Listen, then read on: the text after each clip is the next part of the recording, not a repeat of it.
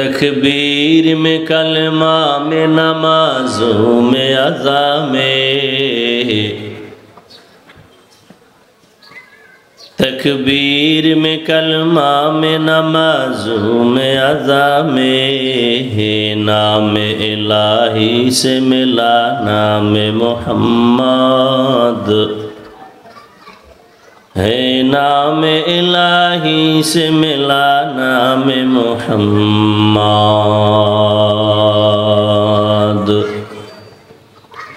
फरमाते हैं आदम को मुझे खुल्द तरी में, फरमाते हैं आदम को मुझे खुल्द तरी में, लिखा हुआ तौबा पे मिला नाम मोहम्मद, लिखा हुआ तौबा पे मिला नाम मोहम्मद।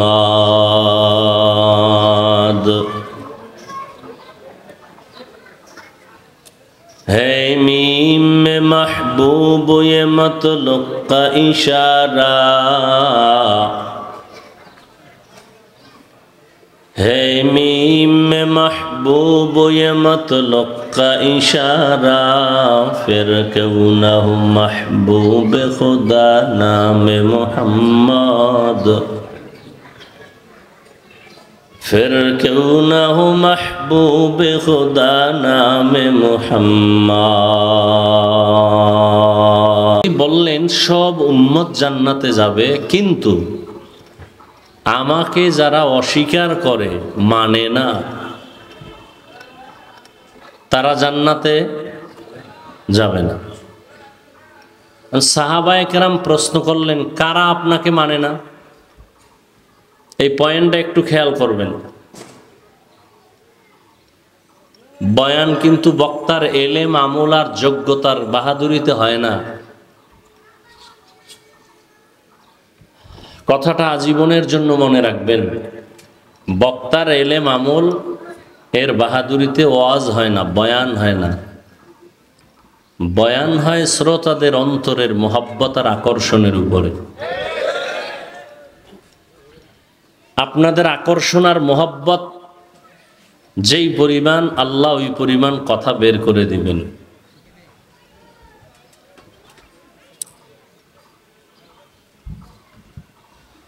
নবীজি বললেন সব উম্মত জান্নাতে যাবে, যারা আমাকে মানে না তারা যাবে না। সাহাবায়ে কেরাম প্রশ্ন করলেন কারা আপনাকে মানে না? এই শুধু এই কথাটা খেয়াল করবেন। নবীজি বললেন মান আতাআনি দাখালাল জান্নাহ, যারা আমার অনুসরণ করে অনুকরণ করে তারা জান্নাতি, যারা আমার অনুসরণ অনুকরণ করে তারা জান্নাতি। সামনে দিয়ে দাও পারলে ছোটটা।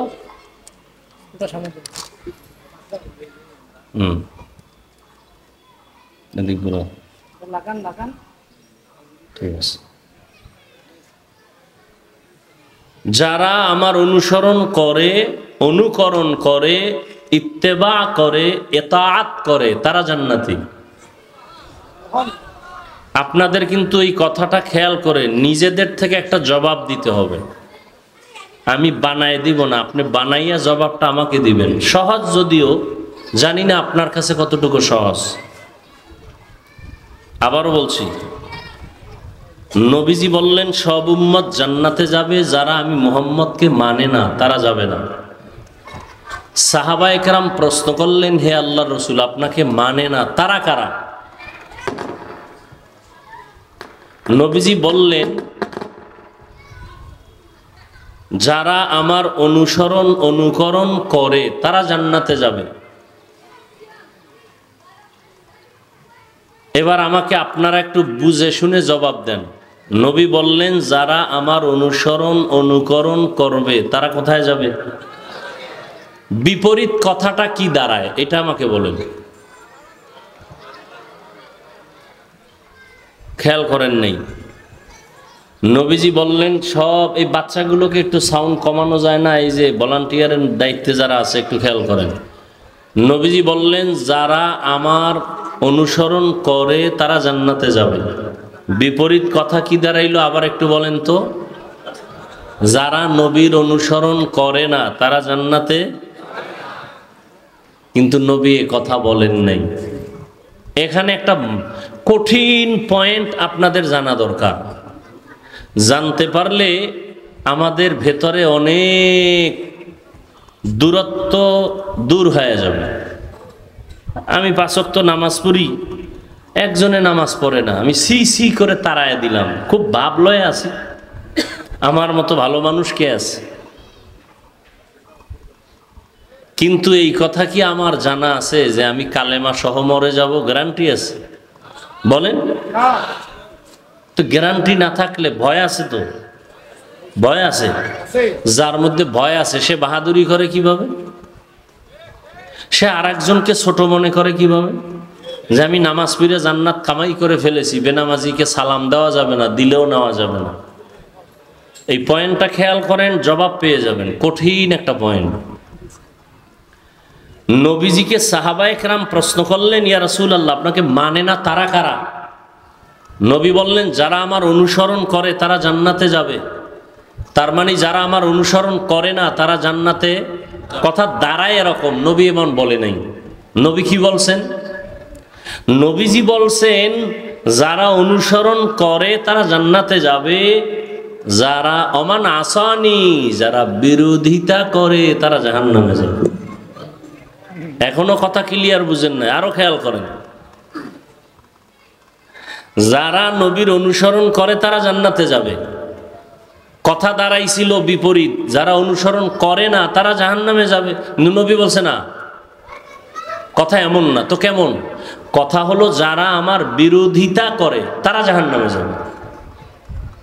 এখান থেকে স্পষ্ট কি হলো? পীর আদর্শ মানে না তারা দুই দল। তারা কয় দল? জবাব দেন, মনে রাখবেন। যারা নবীর অনুকরণ করে না তারা কয় দল? এক দল আগ্রহী আর এক দল বিদ্রোহী। এক দল আর এক দল ভিন্ন শব্দে বলা যায়, এক দল দরদি আর এক দল বিরোধী। এবার একটা উদাহরণ দেই। উদাহরণটার একটা পয়েন্ট খেয়াল রাখবেন। যে কোনো একটা উদাহরণ, এক্সাম্পল যা দেই, এটা বাস্তবতার সাথে মিল থাকতেও পারে, নাও থাকতে পারে। তো এক্সাম্পল বা উদাহরণ দেওয়া হয় কেন? আসল কথাটা সহজে বুঝার স্বার্থে। কিন্তু কিছু কিছু অন্তর নষ্টওয়ালা মানুষ আছে, আসল কথার দিকে নজর না দিয়া ওই উদাহরণ একটা দিছে এটা লে লাফায়, উদাহরণ দিছে এটা নিয়ে নাচে। এই উদাহরণ কই পাইল? হ্যাঁ, এই উদাহরণ কেন দিল? আসল কথাটা বুঝা মাকসাদ, উদাহরণটা মাকসাদ না। কথার কথা। ডান পার্শ্বের এক যুবককে আমি জিজ্ঞাসা করলাম, এই যুবক, তুমি নামাজ পড়ো না কেন? তোমার মাথায় মদিনাওয়ালার আদর্শের টুপি নাই কেন? সে আমাকে জবাব দিল, হুজুর, নবীজির আদর্শ টুপি পরার দরকার,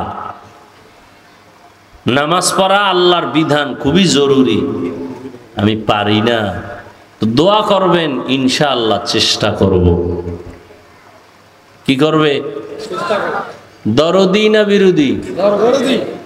আগ্রহী না বিদ্রোহী? বুঝেন? বাম দিক থেকে একজনকে জিজ্ঞাসা করলাম, এই যুবক, তোমার মাথায় মদিনাওয়ালার টুপি নাই কেন? নামাজ পড়ো না কেন?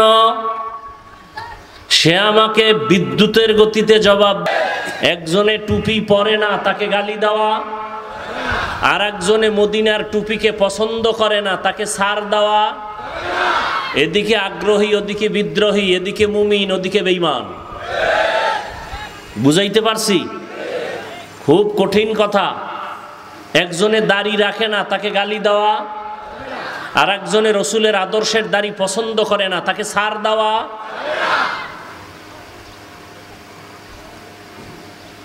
বড় কঠিন। জান্নাত পাওয়া অনেক সহজ, আবার অনেক কঠিন। একজনে নামাজ পড়ে না, আপনি তারা গালি দিতে পারবেন? আগে বুঝতে হবে সে কি আগ্রহী না বিদ্রোহী। আগ্রহী মুমিন, বিদ্রোহী বেঈমান। কি একজনে রাজনীতি করে না, তাকে গালি দেওয়া, কিন্তু একজনে আল্লাহর কোরআনের আইনের রাজনীতিকে পছন্দ করে না, তাকে ছাড় দেওয়া। এখন বলবেন হাফিজ ভাই কুয়াকাটার থেকে আসলেন, কোরআন শরীফে কি আবার রাজনীতি আসেনি? এটা আবার নতুন কথা কেমন? কোরআন শরীফে রাজনীতির নামে সূরাও আছে। রাজনীতি মানে রাষ্ট্রর বিষয় আলোচনা, রাষ্ট্রনীতি। নবীজি মদিনার রাষ্ট্র পরিচালনা করছেন, বলেন সত্য কথাটা স্বীকার করেন। আবু বকর করছেন, ওমরে ফারুক করছেন, সুলাইমান নবী রাষ্ট্র দুনিয়া পরিচালনা করছেন, ইউসুফ নবী অর্থমন্ত্রীর দায়িত্ব পালন করছেন। সূরা ইউসুফ আছে। আপনি বাংলা ডালন আর আমার আরবিটা দেন, বুঝায় দিয়া যায় রাজনীতি কি ও কেন, কত প্রকার। সুলাইমান বিলকিসের ঘটনা কোরআন শরীফে আসেনি? সব রাষ্ট্রনীতি, রাষ্ট্রনীতি, রাষ্ট্রনীতি। কোরআন পড়বেন না, হুদা চাপাবাজি করবেন। আপনার সাথে তর্ক করার দরকার কি আমার? আপনার কবরে আপনি যাবেন, আমার কবরে আমি যাব। বাকি দায়িত্ব হলো বুঝাতে পারি, কিন্তু আপনার সাথে তর্ক জড়ানোর আমার টাইম নেই। আপনার সাথে যতক্ষণ আমি তর্ক করব ততক্ষণ আমি দরুদ শরীফ পড়ব, সওয়াব হবে। আপনার সাথে আমার তর্ক করার কোনো টাইম নেই। ভাই তুমি টুপি পরো না কেন? কয় হুজুর চেষ্টা করব। আমি কলিজে দিয়া দোয়া করবো, আল্লাহ এই লোকটাকে তুমি কবুল করো। আল্লাহ কয় ওর অপেক্ষায় থাকো, আমি হেদায়েতের দরজা দিয়েই জান্নাতে নিয়ে যাব। আর একটা টুপি না পরলে অসুবিধা কি? তোর অসুবিধা হলে তুই ঘুমা, তোর সাথে আমার তর্ক করার কি নাই, সময় নেই। ও ভাই আপনি 20 রাকাত তারাবি পড়লে সমস্যা কি? না পড়লে সমস্যা কি? ঘুমাও, তোমার তারাবি লয়ে তুমি ঘুমাও, তোমার সাথে তর্ক করার সময় নেই। কিন্তু কথা হলো দূরত্ব হবে কেন? সালাম দেয়ও না, দিলেও নেয় না। কারণ কি? টুপিটা একটু আমগো লাইনের বাইরে। হ্যাঁ, একটা টুপিকে কেন্দ্র করে একটা মানুষকে দূরে ঠেলে দিলেন, এটা রসুলের আদর্শ? কি শিখলেন? এবার আসেন আয়াতে ঢুকি। ওয়ামা আরসালনাকা ইল্লা রাহমাতাল লিল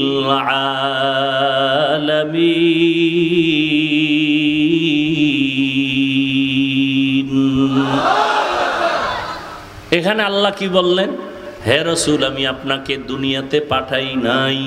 হ্যাঁ, এখানেও কিন্তু, নবীও কিন্তু নামের ব্রেক লাগাই দিছেন। সব উম্মত জান্নাতে যাবে, কিন্তু আমি মুহাম্মদের যারা মানে না তারা যাবে না। আল্লাহ বলেন ও নবী আমি আপনাকে জমিনে পাঠাই নাই, কিন্তু আমি আপনাকে পাঠাইছি জগৎ সমূহের রহমত হিসাবে। আচ্ছা ডাইরেক্ট বললি তো আমি আপনাকে রহমত করে পাঠাইলাম, পাঠাই নাই। হ্যাঁ পাঠাইছি, ঘুরাইয়া বললেন কেন? ফাইলুল হাকিম লা ইয়াখলু আনিল হিকমাহ, জ্ঞানীদের কোনো কাজ জ্ঞান থেকে শূন্য নয়। আল্লাহ সারা দুনিয়ার মানুষের জেহেনটাকে পরিষ্কার করে বুঝায় দিলেন, আমার নবীকে আমি ভিন্ন কোনো কারণে পাঠাই নাই। আমার নবীকে পাঠাবার শুরু শেষ হলো রহমত। রহমত ছাড়া নবীর মধ্যে কিছুই নাই। আল্লাহ কোরআনের এক আয়াতে বলেন ওয়াল আসরি ইন্নাল ইনসানা লাফি খুসর, আসরের শপথ সব মানুষ জাহান্নামে যাবে। ওয়াল আসরের শপথ ইন্নাল ইনসানা লাফি খুসর, সমস্ত মানুষ জাহান্নামে যাবে। এতটুকু শেষ না আরো আছে? ইল্লা, কিন্তু নামের ব্রেক লাগায় কয় সবাই যাবে না। আল্লাহর প্রথম কথা সব জাহান্নামী, কিন্তু দিয়ে একটু বাঁচাই দিছেন। ওদিকে নবীর কথা কি? কুল্লু উম্মতি ইয়াদখুলুনাল জান্নাহ, সব উম্মত, প্রথম কথা সব জান্নাতি জান্নাতি জান্নাতি। নবীর কথা কি গরম না দয়া?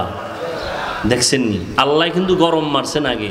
সব মানুষ জাহান্নামী, ইন্নাল ইনসানা লাফি খুসর, সব মানুষ জাহান্নামী। গরম আওয়াজ, সব মানুষ জাহান্নামী। একজন মানুষের মধ্যে বাদ নাই। বড়রাও জাহান্নামী, হুজুরেরাও জাহান্নামী, আলেমরাও জাহান্নামী, গায়রে আলেম জাহান্নামী, সমস্ত মানুষগুলো জাহান্নামী। কিন্তু দিয়ে একটু বাছাই করতেছেন, আগে গরম পরে নরম। রহমতের নবী আগে নরম এরপরে গরম, আগে নরম দিয়া কয় সব উম্মত জান্নাতি জান্নাতি জান্নাতি। সব উম্মতেরা, বেনামাজিরাও জান্নাতি, সব আমার উম্মত জান্নাতি। কিন্তু লাগাইয়া এবার মাথা ঠান্ডা করে বুঝায়, যারা আমি মুহাম্মদের মানবে না তারা সহসায় পিডা ছাড়া জান্নাতে যাবে না। আল্লাহ বলেন, আমি রহমতের নবীকে দুনিয়ায় পাঠাইলাম জগৎ সমূহের জন্য রহমত। এখানে অনেকে তর্জমা করে উভয় জগতের জন্য রহমত। রহমাতুল্লিল আলামিনের তর্জমা করে উভয় জগৎ, আমি তর্জমা করছি জগৎ সমূহ। উভয় জগৎ মানে দুনিয়ার জগৎ, পরকাল জগৎ। আজ অথচ জগৎ তো আরো বেশি। রুহের একটা জগৎ, মায়ের গর্ভের একটা জগৎ, দুনিয়া নামের একটা জগৎ, কবর নামের একটা জগৎ, আলমে বরজখ, হাসরের ময়দানের এক জগৎ, জান্নাত ও জাহান্নামের আর একটা আলাদা জগৎ। আল্লাহ কয় সব জগৎ তথা জগৎ সমূহের জন্য আমার নবী হলেন রহমত। আমি আল্লাহ তাকে রহমত করে পাঠাইলাম। আমি আল্লাহ কিন্তু এর বাইরে না, আমি হলাম রব্বুল আলামিন। আর আমার বন্ধু মুহাম্মদের বানাইলাম রহমাতুল্লিল আলামিন। সমস্ত জগতের জন্য আল্লাহ হলেন রব, রহমতের নবী হলেন রহমত। দেখেন মায়ার নবী, রহমতের নবী দুনিয়াতে আসছেন এমন একটা সময়, এমন একটা জমিনে যখন দুনিয়ার মানুষের কোনো গার্ডিয়ান নাই, কোনো ইমাম নাই, কোনো মুরব্বী নাই, যার মনে যা চায় চলতেছি। গার্ডিয়ান ছিলেন মুসা নবী, তিনি চলে গেলেন। গার্ডিয়ান ছিলেন, মুরব্বী ছিলেন ঈসা নবী। উম্মতরা সব বিভ্রান্তে হয়ে গেল। মুরব্বী না থাকলে ওই জাতির কোনোদিন সফলতা আসতে পারে না। রহমতের নবী এমন একটা সময় আসলেন যে সময় গোটা দুনিয়ার মানুষ রোগে আক্রান্ত, অসুস্থ, চিকিৎসা দেওয়ার মতো কোনো ডাক্তার নাই। সব নবীরা উম্মতের রুহানি ডাক্তার, সব চলে গেলেন। মানুষগুলো উম্মত নবী হারা হইয়া সব রোগে আক্রান্ত হলো। হাতের রোগ, চোখের রোগ, কানের রোগ, অন্তরের রোগ। নামাজ নাই, দিন নাই, ইসলাম নাই, মন মতো চলে। এর মধ্যে ইতিহাসের পৃষ্ঠা আরো চূড়ান্ত খারাপ। মক্কার মানুষগুলো বেশি খারাপ। ইতিহাসের পৃষ্ঠায় এদের মতো খারাপ আর মানুষ জমিনের আর কোথাও ছিল না। এই মক্কার মানুষগুলো এতটাই খারাপ, নারী আর পুরুষেরা উলঙ্গ হইয়া আল্লাহর ঘর বাইতুল্লাহর চারপার্শ্ব তাওয়াফ করত, উলঙ্গ নারী আর পুরুষ একত্রে। নাউজুবিল্লাহ আসে না? এতটাই খারাপ।